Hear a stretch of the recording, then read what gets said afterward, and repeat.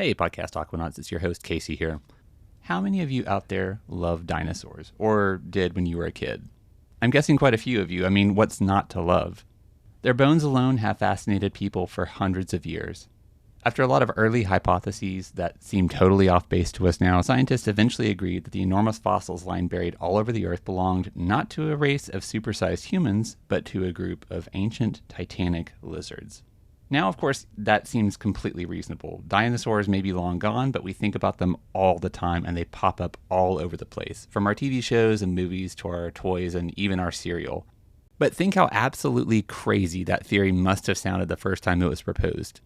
Giant lizards bigger than elephants with bony armor, spines, and teeth the size of swords? Prehistoric flying reptiles with wings wider than 4 horses lined up head to tail? But once we agreed that that was a valid theory, we gave dinosaurs basically the coolest names imaginable. Now sure, they're Latin, but their translations sound like really awesome fantasy novels or your next favorite metal band. Things like Tyrant Lizard King, so T-Rex, Three-Horned Face, Triceratops, Ancient Feather, Archaeopteryx, Winged Finger, Pterodactyl, or Swift Caesar, Velociraptor. Many dinosaurs were huge, and that size alone sets them apart, but it's hard not to romanticize them for a lot of other reasons too. There's something inherently fascinating about the notion of an entire, now extinct class of animals that dominated the Earth at a time when nothing, even the position and shape of the continents, is the same as it is today. In a very literal sense, dinosaurs existed in a completely different world, a very real relic of our past that could just as easily have sprung from the mind of George R.R. Martin. Come to think of it, dinosaurs and dragons do sound an awful lot alike though, so maybe there's a connection there? Anyway, as a never quite recovered fan of dinosaurs, I'm very excited to share this special discussion with Dr. Stephen Wally Wallace, a paleontologist and mammalogist from East Tennessee State University and one of the leads over at the Gray Fossil Site and Museum. In addition to talking up our newest IMAX film, T-Rex 3D, he and I chat about why we're all so infatuated with dinosaurs, why so few dinosaur fossils show up east of the Mississippi River, and who was living in Appalachia 5 million years ago, including, believe it or not, ancient rhinoceroses and alligators. Also, just as a heads up, I'm sorry for the audio quality on this episode. Zoom is a great communications tool, and it is how I spoke with Wally, since we don't live in the same city, but it's no substitute for the real deal studio dive cage. Anyway, let's start the podcast.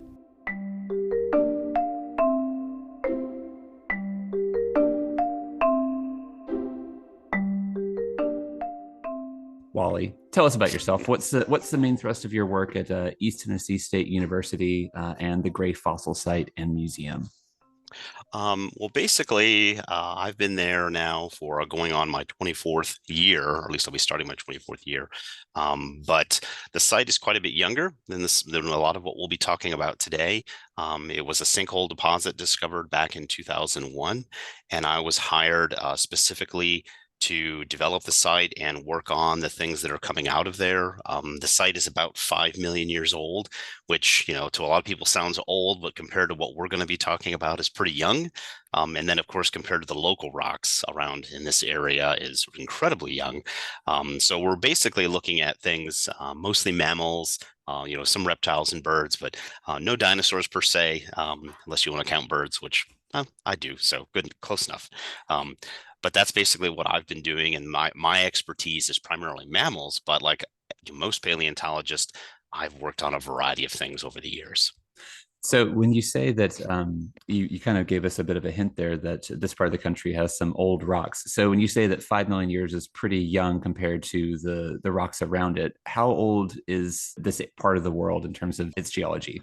Well, what you have to think about is what's on the surface. That's what, as a paleontologist or even a geologist, which is really my degrees are in geology. I'm a geoscientist, you could say, but we're usually focusing on the rocks that are at the surface, what we can get to easily. And in my part of the world in East Tennessee, most of the rocks are between 300 and 500 million years old. Oh. So incredibly old, and they're marine. That's what's at the surface. And now, because limestone, though, is water soluble and could easily, break down, that's how we ended up with this wonderful pocket of young stuff in it, because one of those little, one of those breakdown areas filled in. We can talk about that a little later if you want. Before we talk too much about what you're doing now, I do want to know a little bit about the inroad that got you into paleontology, because the new film T-Rex talks quite a bit about a trio of young budding paleontologists, maybe, and they're wandering around the Hell Creek Formation in Montana and North Dakota. I think they're actually in North Dakota when they stumble across the fossil of a teenage T-Rex, which is a very unusual find, according to the film. And I'd just like to know, because a lot of us probably share that interest at a young age with dinosaurs. So was that true for you? Were you a dinosaur obsessed kid, or was it something else that sort of drove you into the dusty arms of paleontology? Well, I think I appreciate that you said that a lot of people like dinosaurs when they're little, because I think that there is kind of this misconception that every paleontologist has wanted to do it since they were three.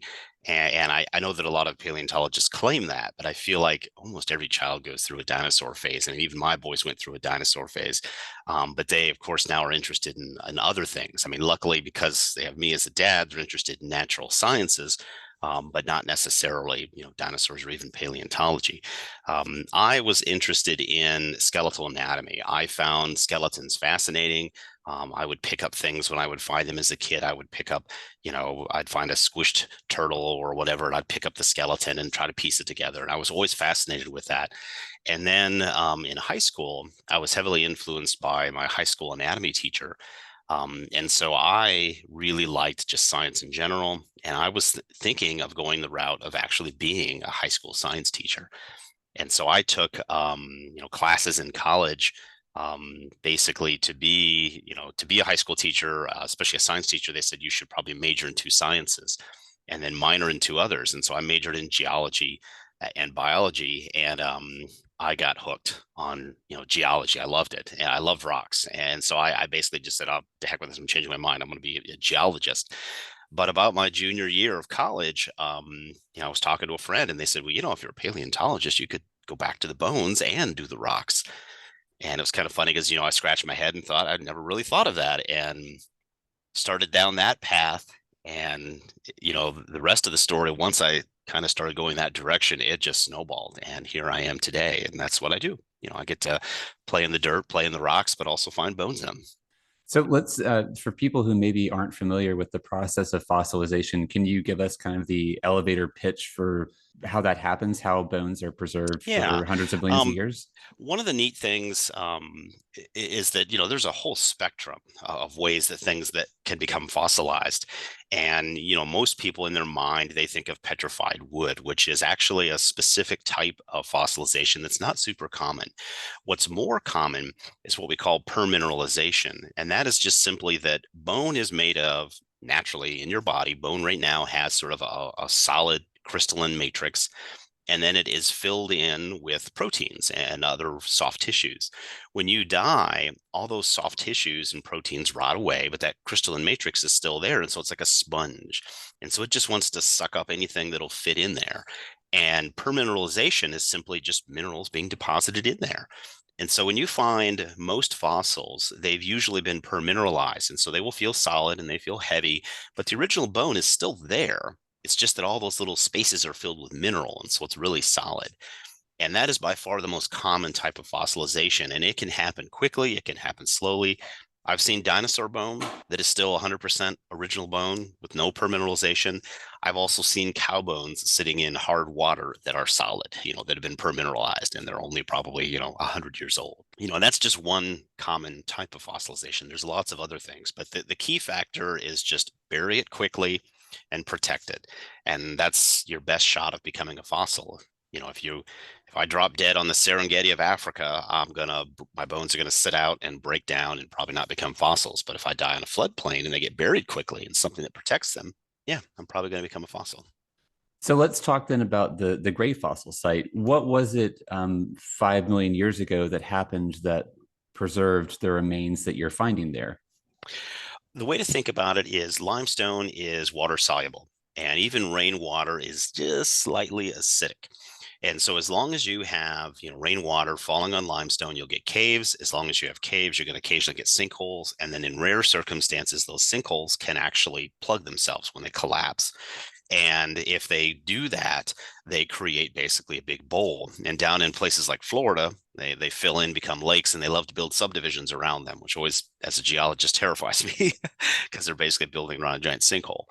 But in our case, in Gray, because this sinkhole collapsed and plugged itself, it just became a big bowl, which became a pond. And essentially, it's the perfect situation where animals living and dying around this pond are constantly being buried as sediment washes in and fills in the pond. I mean, every lake or pond has a lifespan. It might be 10,000 years, 15,000 years to completely fill in with sediment, and then it's no longer a pond. It's just, a bog or a low spot. But if you think about it, if only one animal died a year, 10 or 15,000 years, you have 10 or 15,000 animals buried in that. And that's basically what happened at Gray. We have a pond setting that's got all the things that were living in and around that pond are buried in that sediment.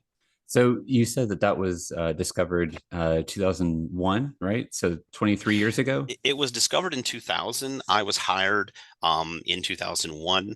And yeah, so it's a very young site in terms of its development. It's easy to look at a place like Rancho La Brea in Los Angeles and say, look at all the fossils they have. Well, they've been working there for over 100 years. We've really haven't been here very long, and techniques are different now than they were then. When they first found a site like that, getting in with big equipment and just digging giant trenches was okay. People didn't think about the damage that they might be doing. Whereas now we do things more systematically. We survey them. We're trying to get a lot more data before we pull it out of the ground. Because once you pull it out of the ground, that's it. You lose that orientation, you lose that spatial data. So we're taking our time, but it's still progressing. We still have a lot of animals that have come out of there. So when people think about fossils, and specifically, I guess dinosaur fans, when they think of fossils, they think of places out west, like I mentioned Hell Creek, that again shows up in IMAX, in the T-Rex movie in IMAX, and a lot of other places like in the Southwest. So why don't we hear more about dinosaurs being found in this part of the country out east? What happened eons ago that kept more of them from being preserved in this part of the country? The way to think about it is, the Appalachian Mountains are an incredibly old mountain range, whereas all the western ranges, the Rockies and the Cascades, all the western ranges are very, very young. And so when dinosaurs were running around, the Appalachians had been here for a long time. And so they were eroding constantly. And so even though we have dinosaurs that were probably living in this part of the country at that time, they're just not in a good area to be preserved. Erosion was so rampant that even if they had been deposited, they were quickly washed away or eroded away. And that process has continued to the point that you don't find, the right age of rocks even left in this part of the country. And if you do find them, they're usually along the East Coast, and they're usually in mixed deposits, things that have washed out and then reworked multiple times. And so what you'll find are shark's teeth mixed in with dinosaur teeth, mixed in with, whale fragments. I mean, all just weird stuff that's been reworked on the coastline. And the reason that you don't find it sort of, we say East Coast, West Coast, you also have to think that the reason they're so separated is because the middle of the continent was a shallow interior seaway during a lot of, the time, the age of dinosaurs, during a lot of the Mesozoic, but particularly during the late Cretaceous, when dinosaurs were really kind of having the end of their heyday. The Cretaceous interior seaway was essentially the Gulf of Mexico stretching all the way up into Canada. Wow. So it really separated the continent in sort of two very different zones. And because in the West, the mountains were still building and you were getting little pockets and you were isolating little areas, we get a lot of rocks that are still here that are the right age to have dinosaurs in them, and they're often terrestrial. Whereas in the East Coast, again, because there's so much erosion that has happened, the only stuff you find is along the coast, and it's all reworked, and so it's fragmentary. It doesn't mean that it can't happen. It does still occasionally happen. It's just far more common out west in those terrestrial deposits than it is in the east in our mixed marine deposits.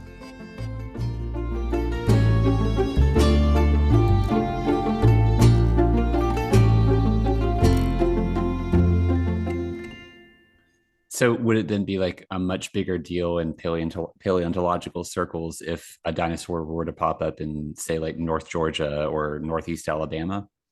Yeah, I mean, and it does occasionally happen. There are a lot of different circumstances that can preserve a pocket of the right age of rocks. And so it is important when we find them, especially if they are partially articulated or at least associated skeletons. They are, really interesting because they're so rare. I mean, even Tennessee, for example, the only dinosaurs we found are out west in marine deposits, and they're just fragments, and they're probably bloat and float, something that died on the coastline, swelled up with gases, and then floated out like a little balloon.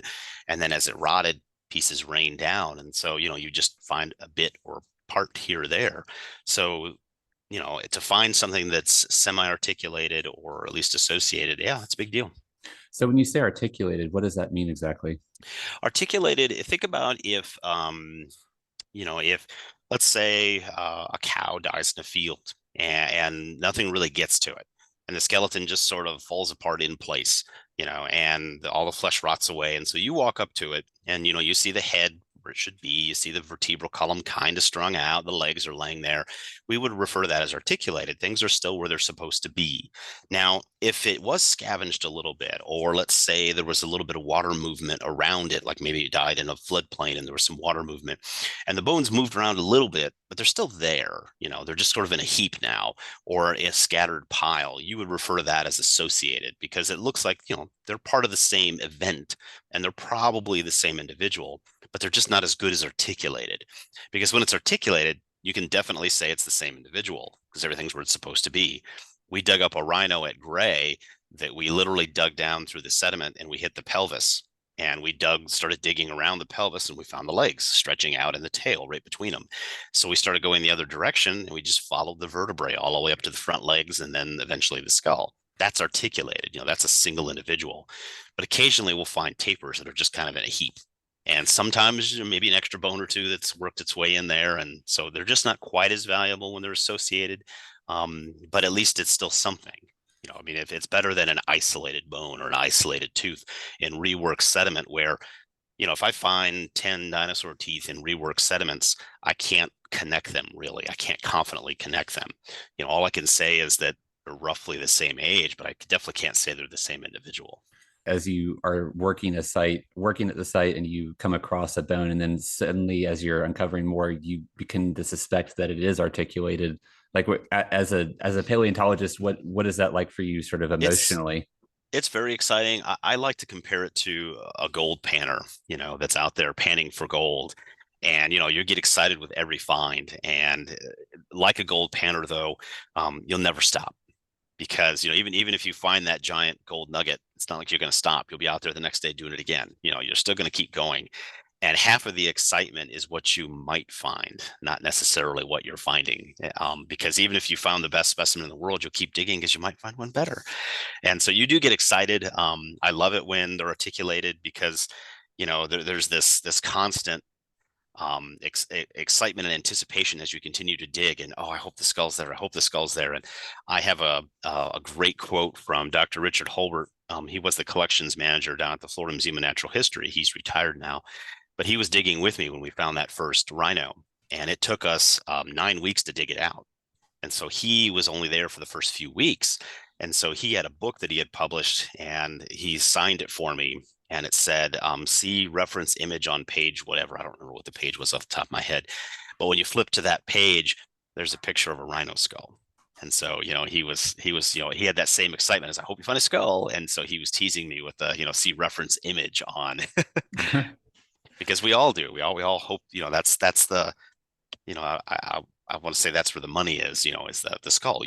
That's where the big details are. A skeleton is fascinating and very interesting on its own, but the skull is where you usually get the positive identification, the characters you need to put it into context. So that's what we're always after.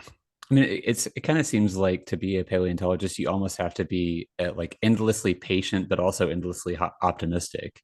Yes, definitely. And you have to be prepared for slow days and for disappointment. And I mean, we've had some really funny ones over the years. We've dug out complete alligators from the Gray site that were missing the skull. The whole skeleton's there, but the skull's gone. Alligators. Or yeah, yeah, we have alligators at Gray. The way to think about it is about 5 million years ago, The climate and temperature, just everything about, East Tennessee would have been pretty similar today to today, but it would have been maybe 5 degrees warmer. So things that you traditionally think of as more southern animals would have been here. So we have alligators at gray, we have cypress at gray. So there are things that when you think of a cypress swamp, you don't think of East Tennessee, but that's what was in and around our sinkhole. Wow, that's really cool. And so you've name dropped the rhino a couple of times. Is that your favorite of the things that you've pulled out of the ground? I mean, what would That's be? really hard to. I get asked that question a lot. What's your favorite animal? And that's really hard because they all are special to me in different ways. The rhino was our first really nice articulated skeleton that we dug up at Gray. It's the genus Teleoceras. It's a sort of a pot-bellied rhino. It's if you were to look at it, you would think, yes, it's a rhino, but it looks more like a hippo, and that's how they're interpreted as sort of a hippo analog. Living in waterways and rivers, and then grazing during the day. They even have big tusks that they fought with, like a hippo. But I also have to say that I'm partial to tapirs. We have the largest fossil tapir site on Earth, and I love working on tapirs. So explain to people what tapirs are, because I think I have an idea in my mind what they are, but just describe their physiology to somebody who If maybe you were to doesn't look know. at it, if you were to look at a tapir, you've probably seen them before and just didn't realize what they were. They kind of look like a pig, but they have a little bit of a trunk. They have a proboscis, a little bit of a trunk. It's short, but it does move around. But in terms of their relationships, they're a whole different group of animals. They're more closely related to horses and rhinos and things like that. If you sort of divide all ungulates, hoofed animals, into two main groups, the sort of artiodactyls, or as some people say, the seed artiodactyls, and then the perissodactyls, they fall in with perissodactyls. So horses and rhinos and calicotheres and brontotheres, things like that, they fall in that group.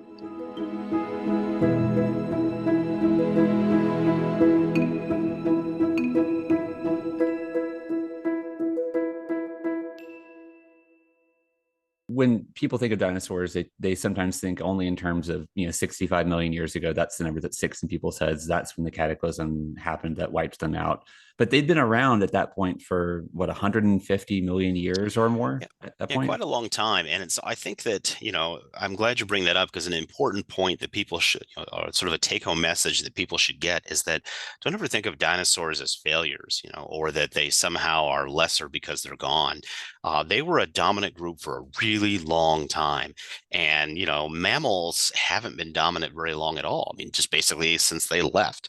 And if evolution has taught us anything, or the fossil record has taught us anything, every species goes extinct eventually. So the fact that dinosaurs are gone isn't because they failed. It's just because they had their run, and it was a very long run, and it was a very good run, and they were very successful. They dominated the planet, they dominated the ecosystems, and it simply it went extinct. Like everything else eventually goes extinct. And so it was time for the next group to sort of take over. And eventually mammals will get hit the same way, and something else will come along and take over. So it's easy to think of them as failures, but they really were a very successful group. So we'll add fatalism to the list of things that you have to be a geologist and paleontologist, I guess.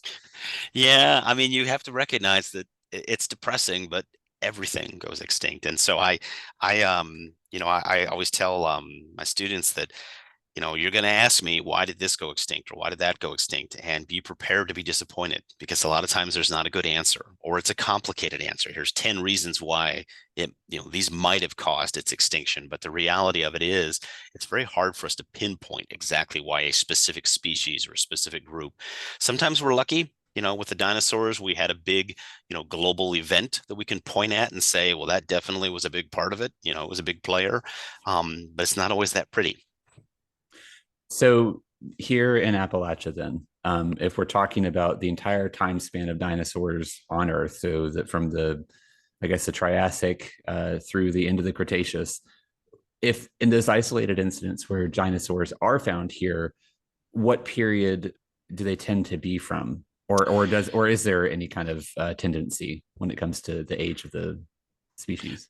In this area, if you're going to talk about, for sake of argument, Tennessee, or at least a bit more continental, not necessarily on the coast, you're typically going to find things that are late Cretaceous or at least Cretaceous. We do have the Cretaceous Interior Seaway. Some of those deposits are still present. If you go to portions of sort of middle to a little more West Tennessee, there are some marine deposits that are late Cretaceous and they're at the surface. And what we typically find in those, though, or what you're going to find are things, marine critters. I don't know specifically if mosasaurs have been found here in Tennessee, but they have been found in plenty of other areas close by that have those same deposits. I do know they find large crocodilians. They do find fish and sharks and other things like that. So those would be the places where you would look. Those would be the places where you're most likely to find it.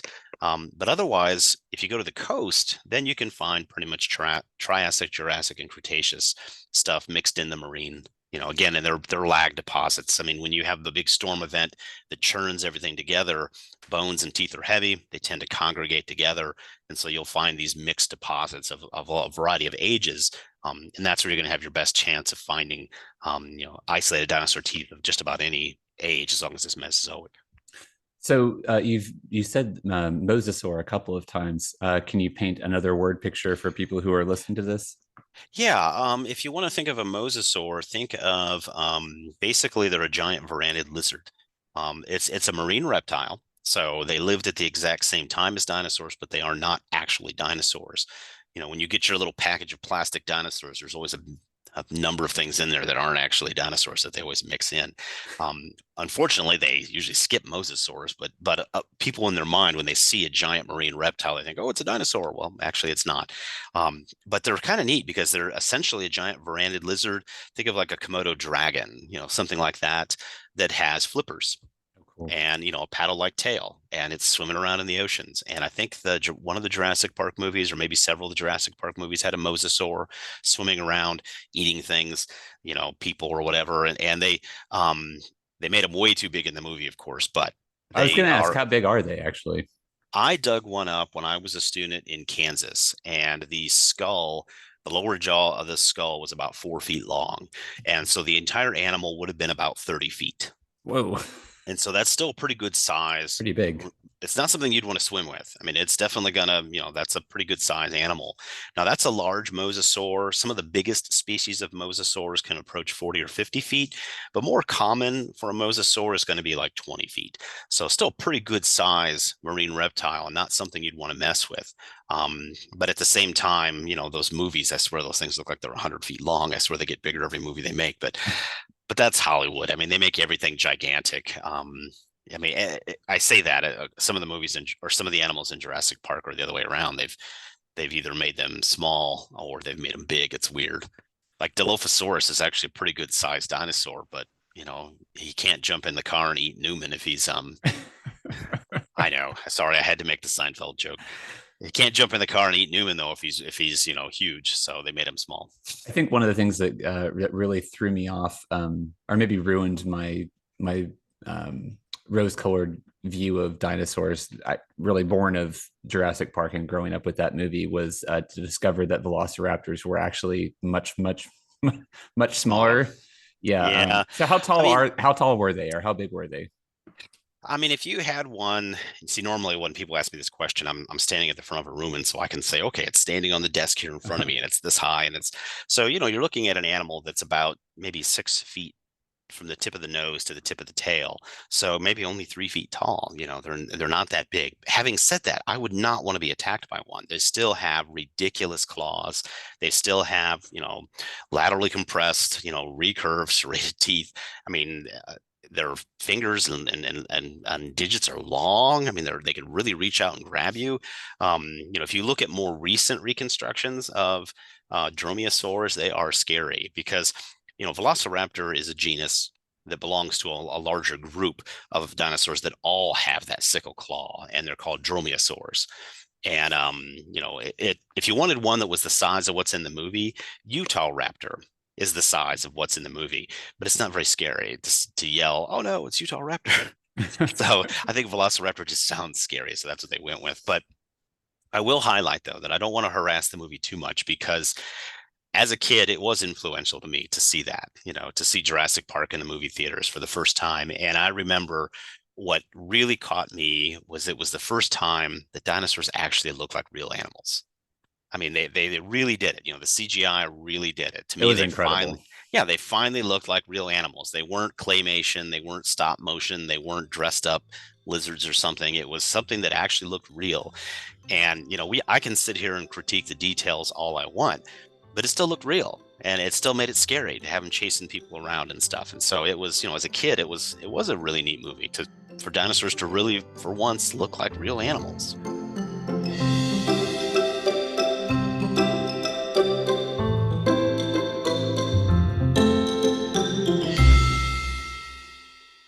One of the interesting things about the film, so T-Rex 3D, Mhm. is that while it does focus a lot on this discovery of a teenage T-Rex fossil, which is a really interesting find, the other element of it is to, through CGI, show what T-Rex looked like based on our most current understanding of their physiology. I guess as new science Mhm. is happens, our understanding evolves, right? It So does, yes. that's an interesting element of the film that I found really compelling.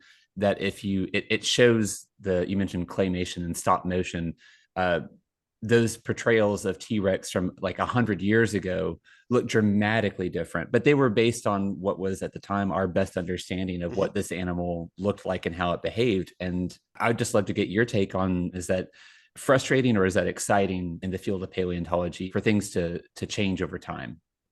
Really, it's a great example of just how science works. We are always giving you our best interpretation based on the knowledge that we have today. And tomorrow, a new discovery could pop up and completely change our minds or change our viewpoint. But something that I should point out is that paleontology as a science, even though it's been around for a while, it hasn't been around as long as you think. It's not like physics or chemistry that has been around as long as people have started thinking about these things for literally probably people have been tinkering with chemicals for thousands of years.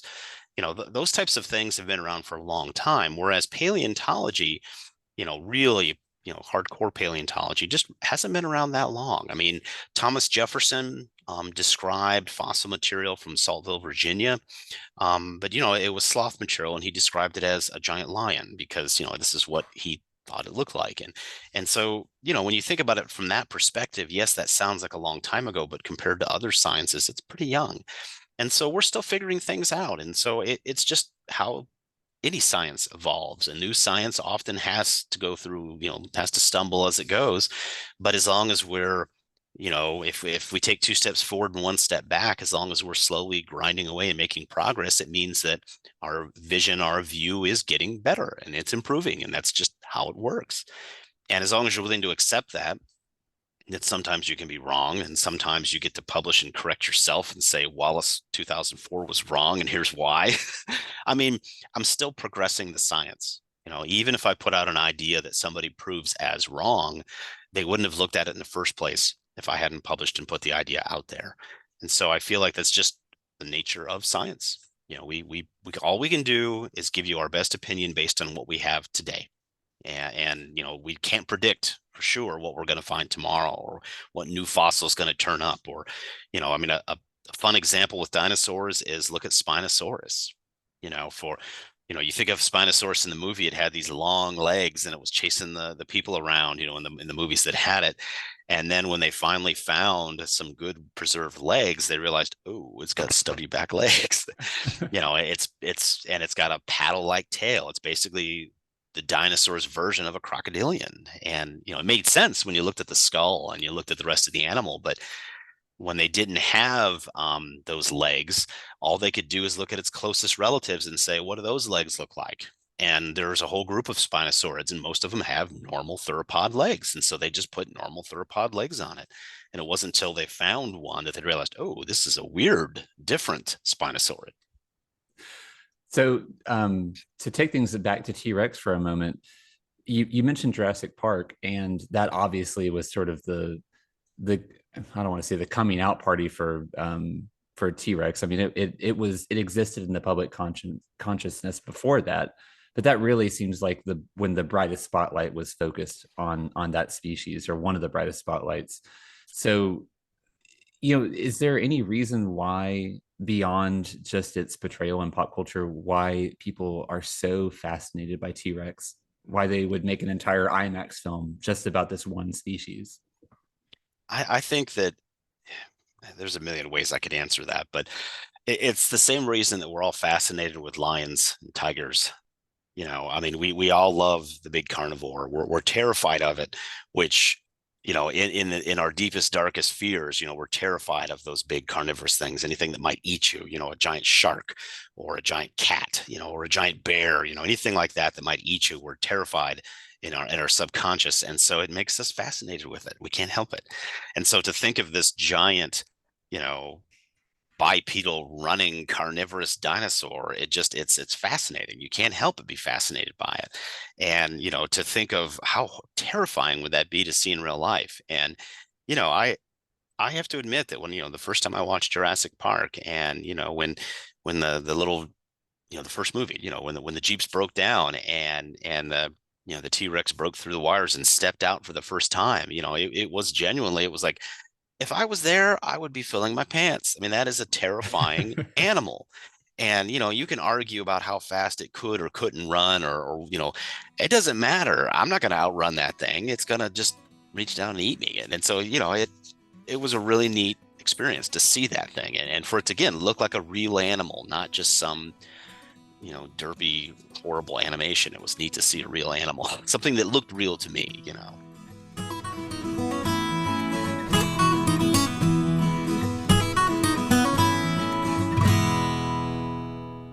So, Wally, you mentioned a Hell Creek story, and I completely forgot to ask you about it. So, what is your Hell Creek story? When I was still a student, a master's student, and transitioning to a PhD student, I would travel around a lot of little sites. And one of my, colleagues, one of my friends, from school, had started his PhD out in Montana.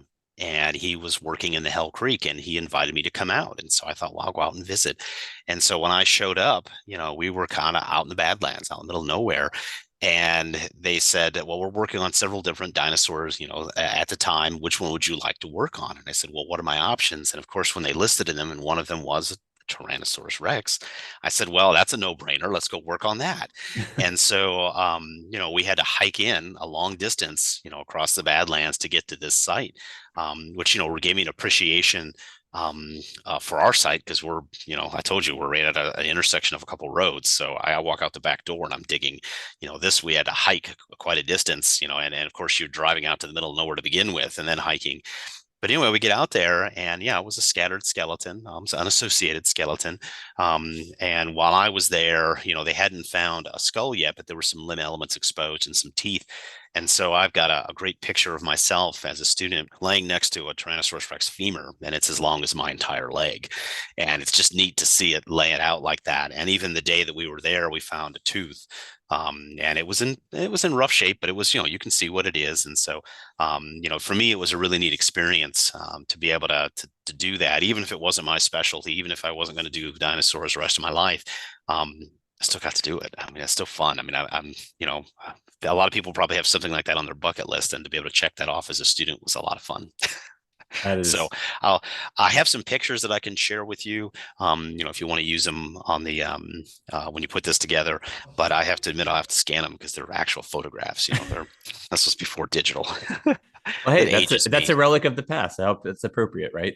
It is. And, it's funny. I'm actually going through the process right now of trying to scan a lot of my pictures, because I have a lot from when I was a student that would be very relevant for lectures today. And I need to get them digital. That's a great story. Yeah, I mean, it was short, but it was sweet. I mean, I think it's neat because it fits in with what you're talking about.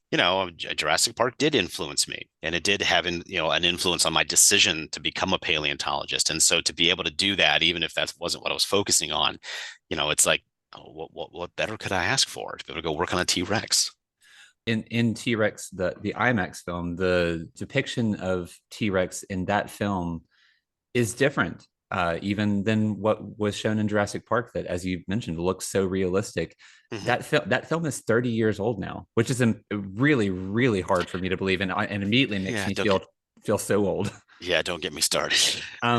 But in those 30 years, even Yeah. our understanding of T-Rex has changed even in that period of time. The depiction shows a more of a dad bod. There's some remnants of feathers that they think may have been on T-Rex based on, again, our latest understanding of that species. It's really interesting. Yeah, we're seeing a lot more feathers pop up because we're finding more hints now that we're looking, and I think that that's kind of the key is that we're looking. For years, dinosaurs were just quarried. You went out to the site. Here's a skeleton. You dig it out, and you didn't really pay attention to a lot of the defined details and the sediments and things like that. And once people started realizing that they should be, and they started digging more slowly and paying more attention, surprise, surprise, we're finding interesting fine details, and we're finding a lot more of these small feathered dinosaurs that are, showing that it's not a one-off thing, that feathers are pretty common in theropods. And so, as we find evidence in larger theropods, what you're seeing is that trickling down to the artwork and the interpretations that, there's a good possibility that a lot of these dinosaurs did have some sort of covering or feathering of some kind. And our interpretation of T-Rex specifically has also changed because, when I was a kid, when Jurassic Park first came out, there really weren't that many skeletons of T-Rex. I mean, it was less than 20, and most of them were, partial skeletons and fragments. And so as we find more year after year, we find more, and we find more of their relatives, and people are digging in other continents and finding relatives. It helps flesh out what this animal really looked like. And, some dinosaurs, you think of Velociraptor, we have beautiful, complete skeletons and lots of them. And so they're a lot more easy, or they're a lot easier to interpret. But T-Rex, there's only a handful that are relatively complete. But every year, we find another one, or we find another partial one. And so we keep adding to that data set and allowing us to rethink how this animal's put together. And that's how science works. In the film, the T-Rex skeleton that was uncovered in the Hell Creek Formation is again a teenage fossil or teenage skeleton, and that is rare, and hopefully will expand our understanding of T-Rex at a different life stage than what we've seen before. And I think that one is actually being worked on at the Denver Museum of Natural History. I might have the name of the facility wrong, but it's a museum in Denver. So it is airlifted there, and hopefully, I think you can actually go and view them actively working on that fossil, which is really fascinating. Yeah, that's become a much more common thing in museums because, for years you'd go to a museum and there's a fossil sitting on a shelf with a little label, and there was no context of how it got there, where it came from, the work involved. And I always like to refer to paleontology as the science of labor. There's so much work that goes into it before you can ever study it. And, I used to tell my students that my rule of thumb was, for every hour in the field, expect 20 hours in the lab. But that's at Gray. It's different every site you go to. And, to give you an example, the first rhino that we dug out took us, 9 weeks to dig out, but it took us 2 years to prep the skeleton. Wow. And it's beautiful now, but, it takes time. And so when I think of, that part of the field, it's nice to start sharing that with the public, allow them to see that there isn't a whole nother world that you don't get to see. The Discovery Channel loves to show us digging it, and then they love to show it on display, but they skip all that stuff in the middle. And that's becoming more common in museums, is to have that on display. Why don't you watch us do it? Why don't you see what we're doing? And we do that even at Gray. We have a huge lab where we do all of our prep work, and we have huge windows so people can just look in. And I always refer to it as the people aquarium because, we always have an army of volunteers and student workers and actual staff in there working on fossils all the time. And if you look in there, it just looks like a bunch of fossils exploded because there's all these little workstations with piles of bone that are sorted out into little sections, and everybody's working on these things. And so it's, if you just glance in at one time, you'd think that somebody just smashed them all, but it's, they're slowly going back together. But that's just how it works. And it's nice for people to see that. So as we wrap up this discussion, Wally, Dr. Stephen Wallace, how can people find out more about your work at Gray, and maybe pay a visit to see what you're talking about?